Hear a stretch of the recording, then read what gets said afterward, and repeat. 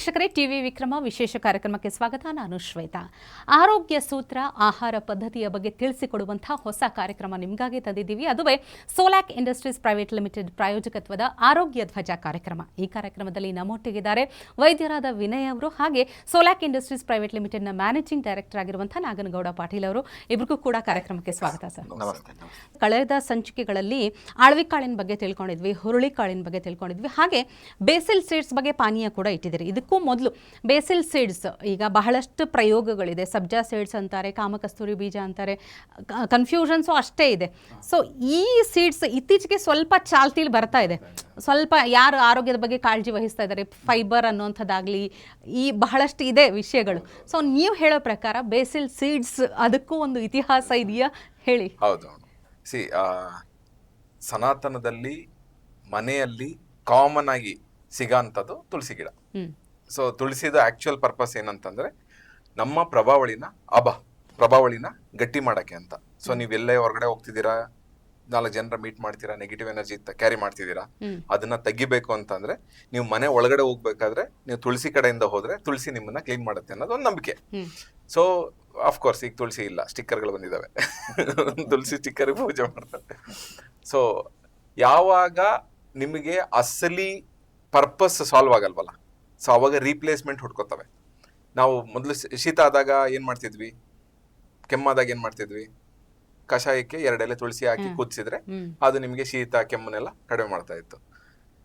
ಪೌಷ್ಟಿಕ ಆಹಾರ ತಿಂತಿದ್ವಿ, ಮಲಬದ್ಧತೆ ಆಗ್ತಿರ್ಲಿಲ್ಲ. ಸೊ ಈಗ ಮಲಬದ್ಧತೆ ಆಗ್ತಿರೋದಕ್ಕೆ ಪೀಪಲ್ ಹ್ಯಾವ್ ಸ್ಟಾರ್ಟೆಡ್ ಎಕ್ಸ್ಪೆರಿಮೆಂಟಿಂಗ್. ಏನ್ ತಿಂದ್ರೆ ನನಗೆ ಮಲಬದ್ಧತೆ ಕಡಿಮೆ ಆಗುತ್ತೆ ಅಂತ. ಆ ತರದೊಂದು ಆಕ್ಸಿಡೆಂಟಲ್ ರೀಡಿಸ್ಕವರಿ ಈ ತುಳಸಿ ಬೀಜ. ಸೊ ಸೇಮ್ ಪ್ಯಾಟರ್ನ್, ಅಳವಿ ತರ ನೆನ್ಸಿಡ್ಬೇಕು, ಅದು ಸ್ವೆಲ್ಲಪ್ ಆಗುತ್ತೆ. ನಿಮ್ಗೆ ಬೀಜ ಇರುತ್ತೆ, ಬೀಜದ ಮೇಲ್ಗಡೆ ಒಂದು ಕ್ಲೀನ್ ಆಗಿರ್ತಕ್ಕಂಥ ಲೇಯರ್ ಬರುತ್ತೆ, ಅಂಟು ತರ ಲೇಯರ್. ಯಾವ್ದೆಲ್ಲ ಅಂಟು ತರ ಲೇಯರ್ ಬರ್ತವೆ ಅವೆಲ್ಲ ಲ್ಯಾಕ್ಸೇಟಿವ್ಸ್ ಅಂತ ಕರಿತೀವಿ. ಕರಳನ್ನ ಕ್ಲೀನ್ ಮಾಡೋದು ಅದ್ರ ಕೆಲಸ. ನಿಮಗೆ ಕರಳು ಕ್ಲೀನ್ ಆದ್ರೆ ಏನಾಗುತ್ತೆ, ತಿಂದಿರೋ ಆಹಾರ ಮೈಗಂಟಕ್ ಶುರು ಆಗುತ್ತೆ, ಕಸ ಎಲ್ಲ ಹೊರಗಡೆ ಬರಕ್ ಶುರು ಆಗುತ್ತೆ. ಒಂದ್ಸರಿ ನಿಮಗೆ ಕಸ ಹೊರಗಡೆ ಬರಕ್ ಶುರು ಆದ್ರೆ ಫಸ್ಟ್ ಥಿಂಗ್ ಚೇಂಜ್ ಆಗೋದು ನಿಮ್ಮ ಚರ್ಮ. ಗ್ಲೋ ಬರುತ್ತೆ, ಯು ಫೀಲ್ ಗುಡ್. ನೀವು ಕರಳು ಹಾಳಾಗಿದೆ ಅಂತ ಯಾರನ್ನಾದ್ರೂ ನೋಡಿದ ತಕ್ಷಣ ನಿಮಗೆ ಗೊತ್ತಾಗುತ್ತೆ ಇವ್ರ ಕರಳು ಹಾಳಾಗ್ಬಿಟ್ಟಿದೆ ಅಂತ. ಬಿಕಾಸ್ ಸ್ಕಿನ್ ನಲ್ಲಿ ಡ್ರೈನೆಸ್, ಚಾರ್ಮ್ ಇರೋದಿಲ್ಲ, ಒಂಥರ ಏನೋ ಅನ್ಕ್ಲಿಯರ್ ಸ್ಕಿನ್ ಇರುತ್ತೆ. ಸೊ ಫಸ್ಟ್ ಥಿಂಗ್, ಈಗ ಎಲ್ಲರಿಗೂ ನಾನು ಆಗ್ಲೇ ಹೇಳ್ದೆ, ಸೂಡೋ ಪ್ರೆಸ್ಟೀಜ್ ನೋಡಕ್ ಚೆನ್ನಾಗಿ ಕಾಣಬೇಕು. ಸೊ ಸಬ್ಜಾ ಸೀಡ್ ತಿಂದ್ರೆ ಕಾಂತಿಯುತ ಚರ್ಮ ಬರುತ್ತೆ. ಕಾಂತಿಯುತ ಚರ್ಮ ಹೆಂಗ್ ಬರುತ್ತೆ? ಕರಳು ಕ್ಲೀನ್ ಆಗೋದ್ರಿಂದ ಬರೋದು. ಸೊ ಬರೀ ಅಷ್ಟು ಬಂದ್ರೆ ಸಾಕ, ಒಂದ್ ಸ್ವಲ್ಪ ಎನರ್ಜಿ ಬೇಕಾ?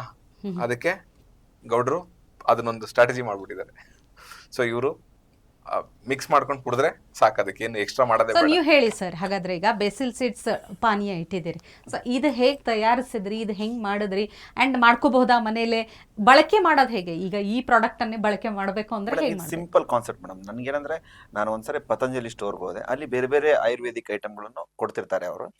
ನನಗೆ ಸ್ವಲ್ಪ ನೈಟ್ ಮಲಗಿದಾಗ ಕಾಲೆಲ್ಲ ಬಿಸಿ ಆಗ್ತಾ ಇತ್ತು, ಅಂದ್ರೆ ಅಂಗಾಲು ಊತ ಏನೋ ಅಂತಾರಲ್ಲ, ಏನಂತ ಸರ್ ಹೀಟ್ ಅಂತಾರೆ, ಏನಂತಾರೆ ಅಂಗಾಲು ಉರಿತೈತಿ ನೈಟ್. ಡೇ ಟೈಮ್ ಏನಾಗಲ್ಲ, ರಾತ್ರಿ ಊಟ ಮಾಡಿ ಮಲಗಿದಾಗ ಉರಿ ಸ್ಟಾರ್ಟ್ ಆಗುತ್ತೆ. ಅವಾಗ ನಾನು ಏನ್ ಮಾಡ್ತಿದ್ದೆ, ಮನೆಯಲ್ಲಿ ಕೊಬ್ಬರಿ ಎಣ್ಣೆ ಹಚ್ಕೊಂಡು ಮಲಗೋದು ಆತರ ಮಾಡ್ತಾ ಇದ್ದೆ. ಅದನ್ನ ಅಲ್ಲಿ ಹೋಗಿ ಕೇಳಿದೆ, ನಾವು ಡಾಕ್ಟರ್ನ ಯಾರನ್ನು ಕೇಳಂಗಿಲ್ಲ, ಅಲ್ಲಿ ಹೋಗಿ ಕೇಳಿದೆ.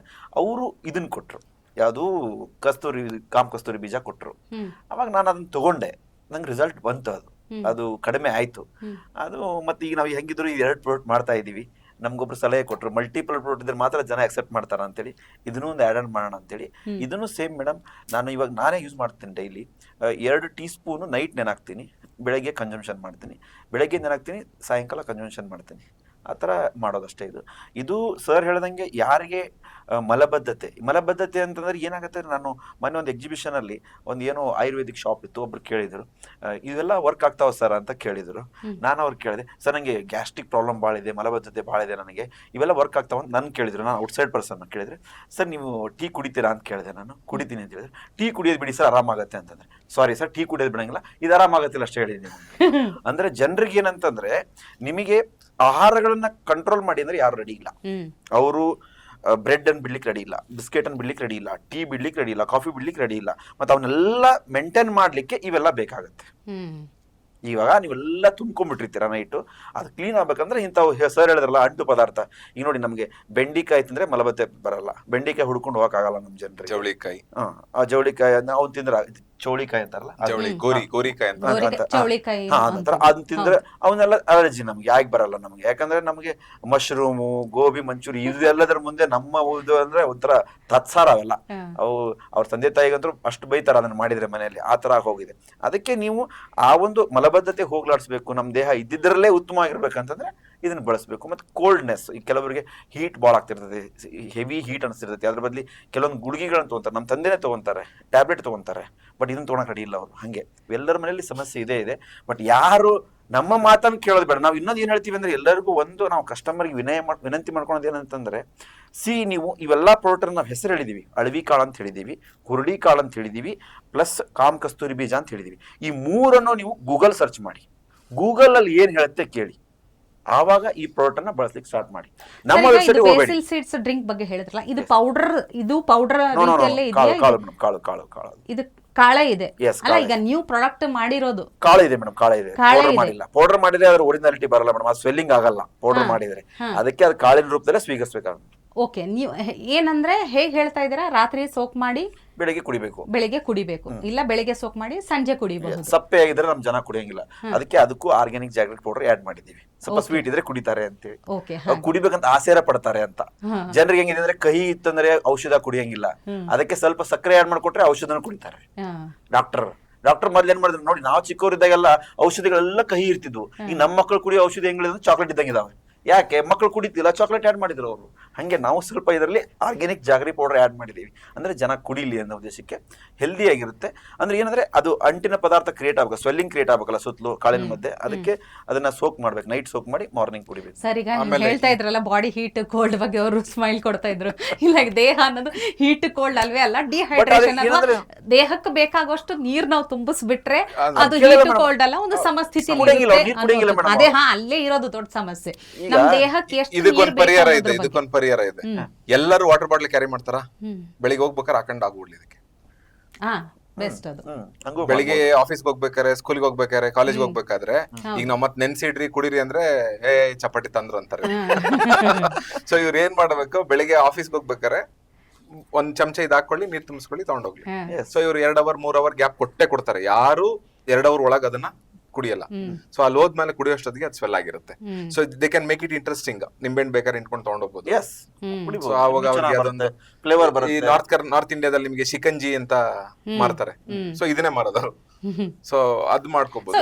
ಅಲ್ಲ, ಇದ್ರ ಬಗ್ಗೆ ಅಂದ್ರೆ ಇನ್ನೂ ಅಂದ್ರೆ ಬೇರೆ ಬೇರೆ ರೀತಿಯಲ್ಲೂ ಕೂಡ ಬಳಸಬಹುದು ಅನ್ನೋಂಥದ್ರ ಬಗ್ಗೆ. ಈಗ ನಾವು ಆಗ್ಲೇ ಅದು ಡಿಸ್ಕಂಟಿನ್ಯೂ ಆಯ್ತು, ನಾವು ಬರೀ ಸ್ಕಿನ್ ಬಗ್ಗೆ ಮಾತಾಡ್ತಾ ಇದ್ವಿ. ಸೊ ಇದನ್ನ ಫಸ್ಟ್ ಕನ್ಸ್ಯೂಮ್ ಮಾಡೋದ್ರಿಂದ ಏನಂತಂದ್ರೆ, ಆಹಾರದಲ್ಲಿ ನಾರಿನಾಂಶ ಇಲ್ಲದೆ ಇರೋದ್ರಿಂದ your stomach will have craving. ನಮಗೆ 2 ತರ ಪ್ರಾಬ್ಲಮ್ ಇದೆ ಮೇಡಮ್. ಒಂದು, ಮಾಡಿರೋ ಊಟದಲ್ಲಿ ನ್ಯೂಟ್ರಿಷನ್ ಇಲ್ಲದೆ ಇರೋದಕ್ಕೆ ದೇಹ ಊಟ ಕೇಳೋದು ಒಂದು ರಾಂಗ್ ಆಗಿ ಅರ್ಥ ಮಾಡ್ಕೋತೀವಿ. 2ನೇದು, ದಾಹ ಆದಾಗ ನೀರ್ನೂ ಹಂಗರ್ ಪ್ಯಾಂಕ್ಸ್, ಥರ್ಸ್ಟಿನ ನಾವು ಊಟ ಅಂತಾನೆ ಅನ್ಕೊಂಡು ಅವಾಗ ಒಂದೇ ನಾವು ಕಾಫಿ ಟೀ ಕುಡಿಯೋದು ಮಾಡ್ತಿದೀವಿ. ಸೊ ಅವಾಯ್ಡ್ ಮಾಡ್ಬೋದು. ವಾಟ್ ಯು ಕ್ಯಾನ್ ಡು, ನಮಗೆ ಬಾಯಾರಿಕೆ ಆಗ್ತಂದ್ರೆ ಫಸ್ಟ್ ನೀರ್ ಕುಡಿದು ಅದಾದ್ಮೇಲೂ ಸಮಾಧಾನ ಆಗಿಲ್ಲ, ನಿಜವಾಗ್ಲೂ ಹಂಗ್ರಿ ಆಗಿದ್ರೆ, ಹೊಟ್ಟೆ ಹಸಿವಾಗಿದ್ರೆ ಅವಾಗ ಊಟ ಮಾಡ್ಬೋದು. ಸೊ ನಿಮಗೆ ಹಂಗರ್ ಪ್ಯಾಂಗ್ ಬಂದಾಗೆಲ್ಲ, ಅಂದ್ರೆ ನಿಮಗೆ ಹೊಟ್ಟೆ ಹಸಿವು ಆಗ್ತಿದೆ ಅಂತ ಫಾಲ್ಸ್ ಮೆಸೇಜ್ ಬಂದಾಗೆಲ್ಲ ನೀವು ಸಮೋಸನೋ ಸ್ಯಾಂಡ್ವಿಚ್ ಏನೋ ತುಂಬಿಸ್ತಾ ಇದ್ದೀರಿ ಅಂತಂದ್ರೆ ಯು ಆರ್ ಕಾನ್ಸ್ಟೆಂಟ್ಲಿ ಡಿಹೈಡ್ರೇಟಿಂಗ್.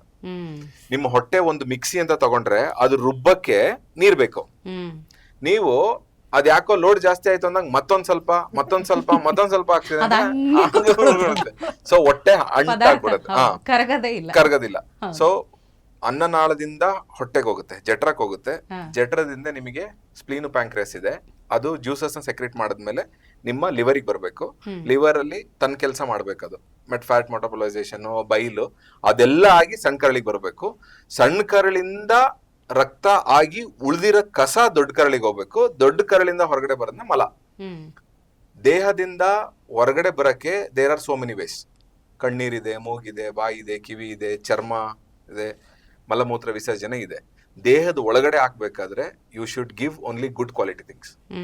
ನೀವು ದೇಹ ಕಸ ಬೇಡ ಅಂತಾನೆ ಹೊರಗಡೆ ಆಗ್ತಾ ಇದೆ, ನೀವು ವಾಪಸ್ ಕಸನೇ ತುಂಬಿಸ್ತಾ ಇದ್ದೀರಾ ಅಂತಂದ್ರೆ ಬಾಡಿ ಡಿಟಾಕ್ಸ್ ಹೆಂಗಾಗುತ್ತೆ? ಸೊ ಡಿಟಾಕ್ಸ್ ಮಾಡಕ್ಕೆ ನಿಮಗೆ ತುಳಸಿ ಒಂದು. ಸೊ ಯಾವಾಗ ಡಿಟಾಕ್ಸ್ ಆಗುತ್ತೆ, ಫೈಬರ್ ರಿಚ್ ಫುಡ್ ಕೊಡ್ತೀರಾ, ಅಬ್ಸಾರ್ಪ್ಷನ್ ಚೆನ್ನಾಗುತ್ತೆ, holistically you start feeling good. ನೀವು ಆಮೇಲೆ ಏನೇ ತಿಂದ್ರು ನಿಮ್ ಬಾಡಿ ಅಬ್ಸರ್ವ್ ಮಾಡ್ಕೊಳ್ಳುತ್ತೆ. ಸೊ ಸಬ್ಜಾ ಸೀಡ್ಸ್ನ ನೆನೆಸಿಟ್ಬಿಟ್ಟು ಬೇರೆ ಬೇರೆ ರೆಸಿಪೀಸ್ ಮಾಡ್ಬೋದು ಅಂತಂದ್ರೆ ಬಾಳೆಹಣ್ಣನ್ನ ಕ್ಲೀನಾಗಿ ಹೆಚ್ಚಿ ನಾಟಿ ಹಸುವಿನ ತುಪ್ಪ ಹಾಕಿ ಅದ್ರ ಜೊತೆಗೆ ಇದನ್ನ ಹಾಕಿ ಮಿಕ್ಸ್ ಮಾಡ್ಕೊಂಡು ತಿನ್ಬೋದು.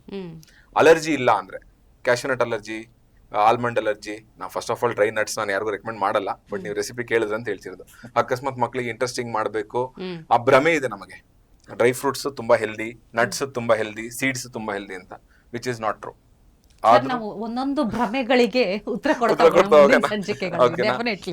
ಯಾಕಂದ್ರೆ ಬಹಳ ಅಂದ್ರೆ ಅದಕ್ಕೆ ಜನರಿಗೆ ಕನ್ವಿನ್ಸ್ ಆದ್ರೆ ಡೆಫಿನೆಟ್ಲಿ ಅದನ್ನ ಒಪ್ಕೊಳ್ತಾರೆ ಕೂಡ. ಅದ್ರ ಬಗ್ಗೆ ಕೂಡ ತಿಳ್ಕೊಳ್ಳೋಣ. ಸೊ ಅಲ್ಲ ಅಂದ್ರೆ ಈ ದೇಶದಲ್ಲಿ ಎಷ್ಟೊಂದು ಥಿಂಗ್ಸ್ ಡಿಬೇಟಬಲ್, ರಾಮಕೃಷ್ಣನೇ ಡಿಬೇಟಬಲ್, ಇದನ್ನ ಎಷ್ಟು ಒಪ್ಕೋತಾರೆ ಗೊತ್ತಿಲ್ಲ ನನಗೆ, but will try our best. So ಒಂದು ಇದು ಈ ತರ ಚಿಕ್ಕ ಮಕ್ಳು ಮಾಡ್ಬೇಕಂದ್ರೆ ರೆಸಿಪೀಸ್ ತರ ಮಾಡ್ಬೋದು. ಜೊತೆಗೆ ಜೇನುತುಪ್ಪ ಜೊತೆಗೂ ತಿನ್ಬೋದು. ಹಣ್ಣುಗಳನ್ನ ಹೆಚ್ಚಿ, ಒಂಥರದ ಹಣ್ಣ ಹೆಚ್ಚಿ ಅದಕ್ಕೆ ನೀವು ತುಪ್ಪ, ಜೇನುತುಪ್ಪ ಏನೇ ಸೇವಿಸಿದ್ರು ನೆನ್ಸಿದ ರೂಪದಲ್ಲೇ ಸೇವಿಸೋದು ಐಡಿಯಲ್. ಯಾಕೆ ಅಂದ್ರೆ ಅದೇ ನಾನು ಹೇಳಿದೆ, ಒಳಗಡೆ ಮತ್ತೆ ವಾಪಸ್ ಇದು ಹೋಗಿ ಅಂಟ್ಕೊಂಡು ಹೊಸ ಕ್ರಿಯೇಷನ್, ಹೊಸ ಪ್ರಾಬ್ಲಮ್ ಕ್ರಿಯೇಟ್ ಆಗ್ಬಾರ್ದು. ಯಾಕಂದ್ರೆ ಇದು ಒಂದೊಂದ್ಸರಿ ಏನಾಗುತ್ತೆ, ಇದನ್ನ ರಾ ತಿಂದ ಮೇಲೆ ಅಥವಾ ಸರಿ ನೆಂದಿರಂಗ್ ಕುಡಿದ್ರೆ ಒಂಥರ ಅನ್ಈಸಿ ಫೀಲಿಂಗ್ ಬಂದ್ಬಿಡುತ್ತೆ, ಬ್ಲೋಟಿಂಗ್ ತರ ಅನ್ಸಕ್ ಶುರು ಆಗುತ್ತೆ. ಮತ್ತೆ ತುಂಬಾ ಜಾಸ್ತಿ ನೀರು ಕುಡಿಬೇಕು ಅದನ್ನ ಹೊರಗಡೆ ಹಾಕಕ್ಕೆ. ಸೊ ನೀವು ಜಾಸ್ತಿ ನೀರು ಕುಡಿದಷ್ಟು ಮತ್ತೆ it's A stress for your kidneys. ಅದೊಂದು ಮತ್ತೆ ಮೆಟಬಾಲಿಸಮ್ ಸರಿ ಮಾಡಕ್ ಹೋಗಿ ಇನ್ನೊಂದೇನೋ ಮೆಕ್ಯಾನಿಸಮ್ ನ ಹಾಳು ಮಾಡಬಾರ್ದು. ಹೌದು, ಅದೇ ಕಾರಣಕ್ಕೆ ಅಂದ್ರೆ ನೆನ್ಸಿದ ರೂಪದಲ್ಲಿ ಸೇವಿಸಿದಾಗ ಕಂಪ್ಲೀಟ್ಲಿ ಅದು ಪರ್ಫೆಕ್ಟ್ ಆಗುತ್ತದೆ. So thank you so much ಈ ಸಂಚಿಕೆಯಲ್ಲಿ ಈ ವಿಷಯದ ಬಗ್ಗೆ ತಿಳಿಸ್ಕೊಡೋದಕ್ಕೆ. ಸೊ ನೋಡಿದ್ರಲ್ಲ ವೀಕ್ಷಕರೇ, ಇವತ್ತಿನ ಸಂಚಿಕೆಯಲ್ಲಿ ನಾವು ಬೇಸಿಲ್ ಸೀಡ್ಸ್ ಅಂದ್ರೆ ಕಾಮಕಸ್ತೂರಿ ಬೀಜ ಅಂತ ಹೇಳ್ತೀವಿ, ತುಳಸಿ ಬೀಜ ಅಂತ ಹೇಳ್ತೀವಿ, ಸಬ್ಜಾ ಸೀಡ್ಸ್ ಅಂತ ಹೇಳ್ತೀವಿ. ಸೊ ಈ ಒಂದು ಪ್ರಾಮುಖ್ಯತೆ ಏನಿದೆ, ಹೇಗೆ ಸೇವಿಸಬೇಕು ಅನ್ನೋದನ್ನ ತಿಳ್ಕೊಂಡ್ವಿ. ಮುಂದಿನ ಸಂಚಿಕೆಯಲ್ಲಿ ಮತ್ತೊಂದು ವಿಷಯದ ಬಗ್ಗೆ ಭೇಟಿ ಮಾಡೋಣ. ನಮಸ್ಕಾರ. ಟಿವಿ ವಿಕ್ರಮ, ದೇಶ ನಿಮ್ಮ ಕೈಯಲ್ಲಿ. ಈ ಕಾರ್ಯಕ್ರಮ ನಿಮಗೆ ಇಷ್ಟ ಆಗಿದ್ದಲ್ಲಿ ಲೈಕ್, ಶೇರ್ ಹಾಗೂ ಕಮೆಂಟ್ ಮಾಡಿ. ಟಿವಿ ವಿಕ್ರಮದ ಕಾರ್ಯಕ್ರಮಗಳನ್ನು ನಿರಂತರವಾಗಿ ವೀಕ್ಷಿಸಲು ಸಬ್ಸ್ಕ್ರೈಬ್ ಮಾಡಿ, ಬೆಲ್ ಐಕನ್ ಒತ್ತಿ.